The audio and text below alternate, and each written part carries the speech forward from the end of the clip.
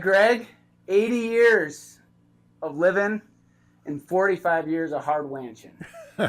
So we're going to have a conversation here of the journey, and this conversation is going to be a tough one, but the whole goal of this conversation is going to be of passing the baton and how and you and I stories that how we got here today, of going into celebrating your 80th birthday. And so the kind of theme of the birthday is 80 years of great living and 45 years of hard wanching. When we say wanching, it's kind of the difference between ranching and wanching, and we just have as much fun as possible, and we're going to talk through that today. So I want to start off by, every time people come down here, the first thing they always say is, how did this whole thing come to be? And then they look up and see these beautiful mountains that we're looking out the window here as we're having this conversation. So can you go back, as you've done a great job archiving, kind of give us the bullet points? Because I wish everyone would go back and read all the great stuff we put out there, but sometimes they just don't do that. So we're going to do a video and get this documented. So starting off by, it's a sense of place that we're going to talk them through here. It's bigger than Greg and Devin, of the history of Turkey Toe. So we're honored to have you share this story and give us your version of the history of how we got here at Turkey Toe. Okay. Well, 1974, my wife went to Texas. We didn't have kids at that point. I came down here by myself and went backpacking. I happened to go down Horn Road and up to Dry Lakes, and I spent about 5 days up there and just fell in love. It was the first time I'd been to the valley.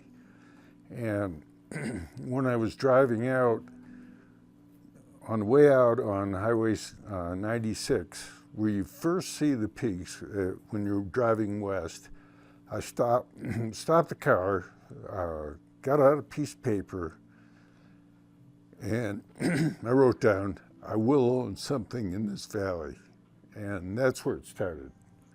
And in 1979, a friend of mine told me he had bought a place down here on Horn Road.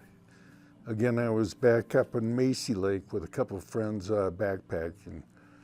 I got out of the car. On the way out, we stopped. I walked around the house. I walked around the bunkhouse, walked around the outbuilding, the old cattle barn out there, and I got back in the car.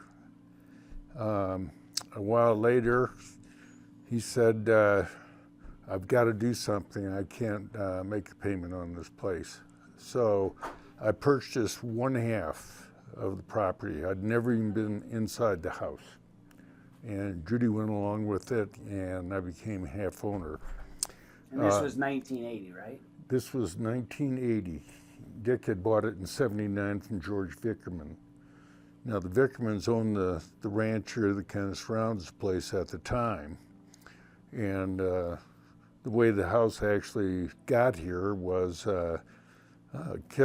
Chuck Kidder lived across the road, and his daughter Jean was playing with matches. She burned the house down. It's right across the road. He came over and built this log cabin in 1936, and that's about all he did. And I don't know what kind of ranching they were doing or whatnot. Yeah, and those moments of time, that's like why, if you look at all of the original branding, it says 1936, because this place in the history of creating these traditions of starting from, that's when the old So that was the establishment of the, whatever they called it at the time, and we take our founding date as 1936. And he sold out to Chuck or Glenn Coffey. And Glenn Coffey came and he built this dairy barn here, and he built the outbuildings, and he had a dairy farm on 80 acres here, plus land across the road that he had bought from Kidder. And he ran it for a while, and then he kind of sold it to the Vickermans, and it stood empty for 8 years. And the south side of the house started leaking, and the plaster started coming down. And the reason I own half is Dick Holliday brought his wife down here for the first time. She stood in the kitchen, and you could look out and see the sky, and she started crying. And she very seldom came back. So that kind of opened the door for Greg. So I've always been thankful of that. Anyway, they used it as a dumping ground for the ranch, and every rancher's got a dump or a boneyard, and this was it. It took years to clean it up, and it was covered with sagebrush, and we just pecked away at it a little bit at a time. Eventually got it cleaned out, and it was looking pretty good. We remodeled the house, and slowly made improvements. So speaking of Dick Holiday, why is it named Turkey Toe? Well, he was on a honeymoon with Marilyn, and he was from West Virginia, and they were driving down a holler, and they got to a sign that said East Turkey Toe, West Turkey Toe. And he said, if I ever get a ranch, I'm going to call it the Turkey Toe Ranch. And that's where the name came from. Kind of left off, where were we at? Yeah, so following up on the kind of, the history of Dick Holiday, and then you purchased the whole thing from Dick Right. Holiday. He had two daughters going to college, so he wanted to sell. His wife wanted to really sell. So I purchased the other half in '84. And that's when we had a lot of rain down here. And the basement flooded, the north side of the house caved in. And you could stand in the basement, you could look out and see the North Star. And I called the insurance company. This was about 2 days after I had signed it, got the deed for the second half of the property. Called the insurance company, and I figured no problem. And they said, well, we can't insure this. This is outside rainwater, and we're condemning the house. And I just got done buying half, so I didn't have a lot of money to do anything. So we ordered a load of railroad ties, and we went downstairs, we took the old foundation, we dug it out, and we took the pieces of the old foundation, made a footer. We built up a railroad tie foundation, and we jacked the logs up the best we could. The reason the house didn't collapse is every log acted like a header, and it held it up, but it left a big crack in the living room. Well, we finally got it up as far as we could get it when we stabilized it, and it's pretty much stayed there. But during the winter, the crack gets big, and the summer, the crack gets small. So it's kind of going along. But you have to remember, this is a farmer-built house. They no professionals. I think Devin found the original axe somewhere around here that they used to build the thing. Yeah, it's super cool that, as we say, that it's a fragile, and it's just a labor of love of all these old buildings. So one of the main questions that, you've really helped a lot of people, like how do you create an honored tradition? And a key thing of looking out the window where Sarah and I got married 16 years ago, the night before, you've created a lot of things like the family prayer. So can you talk about, from your point of view, how do you create an honored tradition? Well, it starts with a vision. And I had a vision for this place, but prior to that, I had a vision when I had kids of how to raise kids and how to reinforce key values. I was raised as a Catholic. We said the same prayer over and over. And I thought, well, I'm going to write my own prayer. So I stole parts from the Boy Scout Code and Theodore Roosevelt. He used to order his kids to have as much fun as possible. And I came up with this family prayer that just reinforces the values. And the father of all education is spaced repetition. And if you hammer those values home, they get down in your bones. And it was very effective. When I had a vision for Turkey Toe, that was based on being around my wife's family, which are ranchers and dryland cotton farmers in Snyder, Texas, southeast of Lubbock, about 80 miles. They homesteaded in 1889, and all their relatives homesteaded about the same time in Scurry County. And when I first met my wife, I went down there. I had met her in Amsterdam, and I chased her back home to Dallas and then down to Snyder and met her family and all her relatives. And I just fell in love with Texas. And the sense of place, and that's a strong word, but their family was grounded and centered in place on their land. And I really wanted to recreate that feeling up here at Turkey Toe. And this was known as the old coffee place. Well, now it's our family place, our place. It's a permanent place. It's not going anywhere. And I think it helps people center and it grounds them knowing that they're always going to have Turkey Toe. And people sense it now. They're bringing their ashes of their loved ones. They're burying their pets here. And they know it's always going to be here.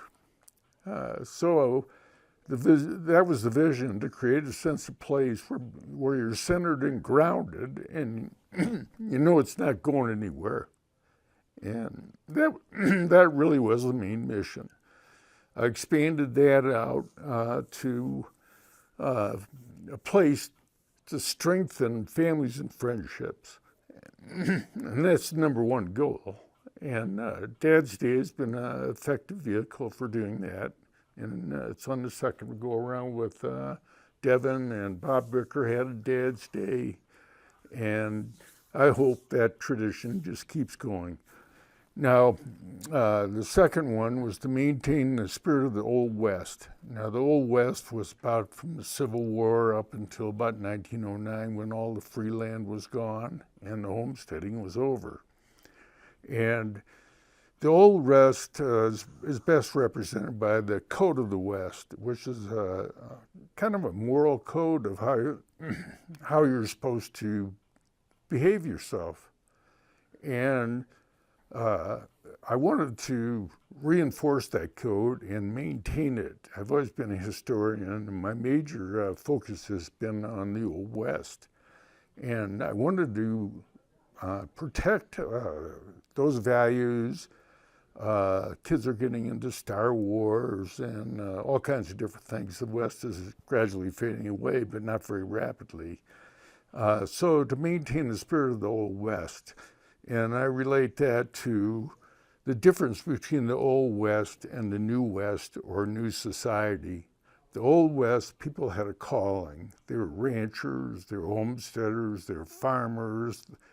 They were grounded in the land.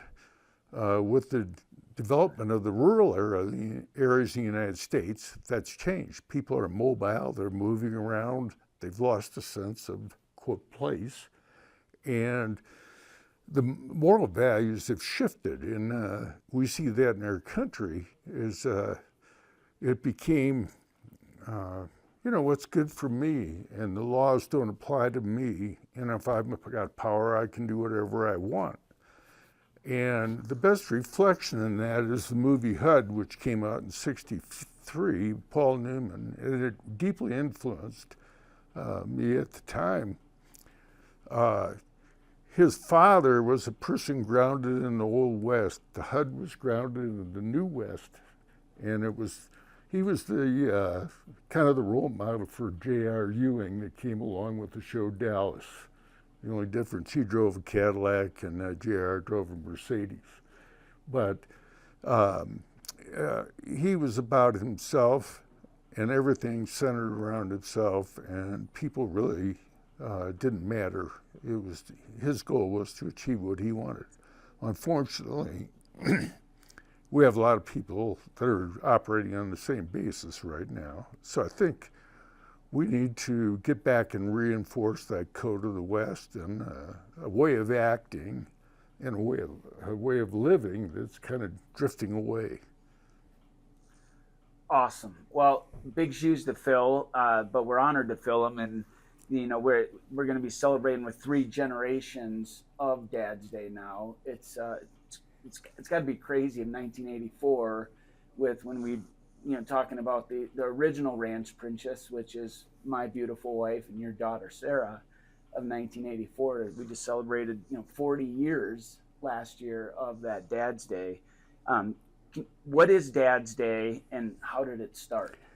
Well, it started in '84. I invited two friends to come down. Bill Arkin brought his kids and Phil Wood. And I had a lead on a place where I thought you could find some arrowheads. And it was kind of a sleety, rainy day, early spring. We went down to Gardner, which is about 30 miles south of here. And we went to the general store down there that was called the Alice. And kids came in, we said, you can buy anything you want.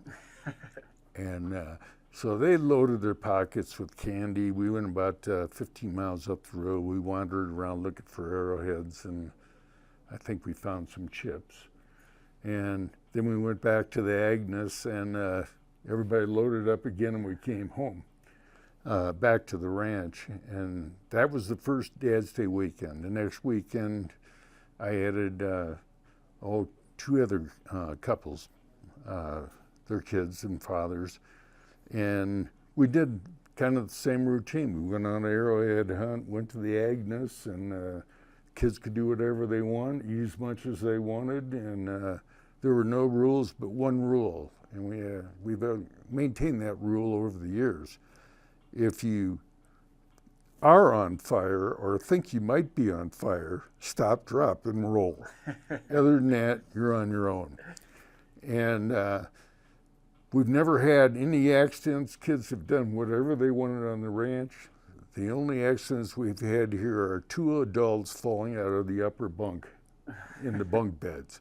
So we took the bunk beds down. Well, everybody's done a pretty good job. As the motto we say, this ranch has no brain of its own, so use yours, right? And Yeah. give people the freedom to be able to do that. And now I'm the son-in-law that came in here and fell in love with this place and got married here. And I think you have to have a mindset, of this creaky old chair of really the passion of the place to take it on. And that's where Dad's Day, it's a mixture of the core, the same guys that really have this sense of place because they grew up with their dads. And now we have all these pictures and all these legacies that I just don't think there's a lot of things like that around. And I think we should all be proud, not just Devin and Greg, but like all the tentacles of Turkey Town. That goes back to that vision of family. I came from a large extended family in Detroit. Judy has a large extended family in Texas. We got out of the Army in '69. We came to Detroit for 1 year. After 6 months, Judy said, I can't take it. There's no sunshine here in the winter. And I said, well, where do you want to go? She said, we used to vacation with my Uncle Fred in this town called Colorado Springs. So I came to Colorado Springs. And you came out here with just everything you had in a VW? We loaded everything we had in the back of a pickup and a Volkswagen and drove out. And I had lined up a house through a very dear Army friend who came out shortly thereafter. He stood up at my wedding in Germany. We met the first day in the Army, John Leach. And when John Leach came, then Peter Sutherland came, and Phil Wood came. And these are people I went to grade school with. And we built our own family. Those people became uncles, and the kids became cousins. Yeah. So that was our family. And it was built around Dad's Day, and it was built around the tow, and it was built around Breckenridge and skiing. But we bonded in grade school, and now the place is wove, Matt and Ben, their sons, become great friends of mine, and we do yearly raft trips, and the old homestead campground is going to be dedicated to them because they know how to make do with what you got. Matt and Ben Leach, Ben Wood, yeah, Sarah and Jeremy. All were the kids of the first Dad's Day. Now they're the dads of this one. So with all that, now I want to get it on video for everyone. What is your wish for the future of Turkey Town? Well, when Julie and I leave the scene. I never want to hold anybody to a commitment they have to do this or make anybody feel guilty, so I'm leaving it wide open. I guess I would like to continue the Old West and the moral values and way of living that goes with it. This place is all about friends and family, and I'd like to see Dad's Day just go on forever, and add more groups if we can. And I've got a couple of mine. But the other thing, I've collected about 900 books on Western history, and I'd like to see that library maintained and grow. I'd like to be able to have a place where maybe writers could come and have a retreat, use the resources down the road. And I'm not worried a bit about it. I got Devin and Sarah and Eva, and they're centered. They got roots here, and whatever happens, I know it's going to be good. Love it. What's a couple of your favorite memories? Friends and family, just getting together, and this is a place where I try to develop it through the eyes of kids. I always hated the expression, "Don't touch that." So I bought not perfect antiques, not great antiques, just antique Western stuffs that are iconic, and kids can touch anything they want here, and they can do pretty much anything they want. And they can climb the window, jump on the roof. They can do whatever they want. And that brought me a lot of joy. Love it.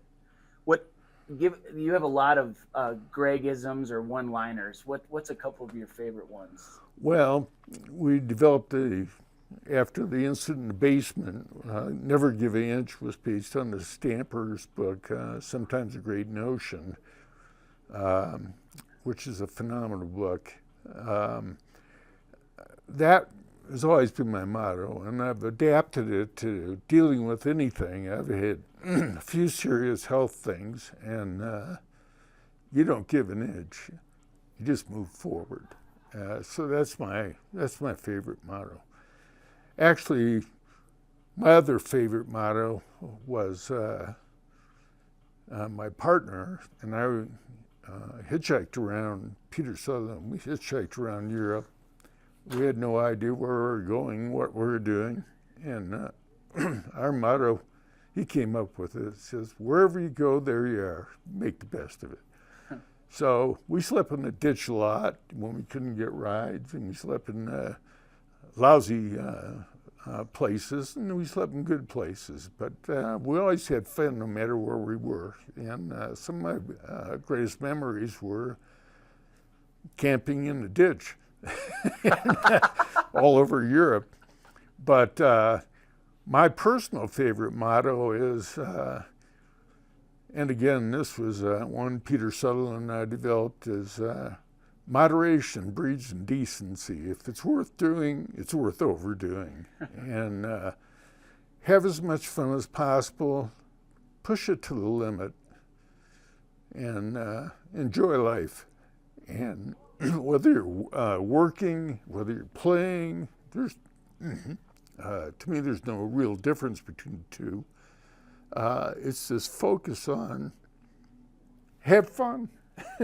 And this place is built around families and friends having fun. If you had to say, that's the foundation of the whole thing.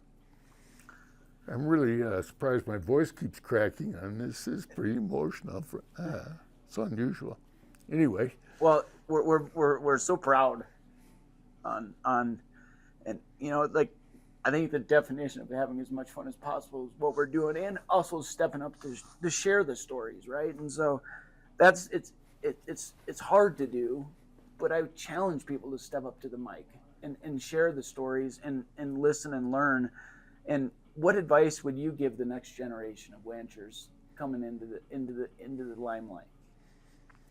well, just have as much fun and realize at the end of the day, it's your family and your friends.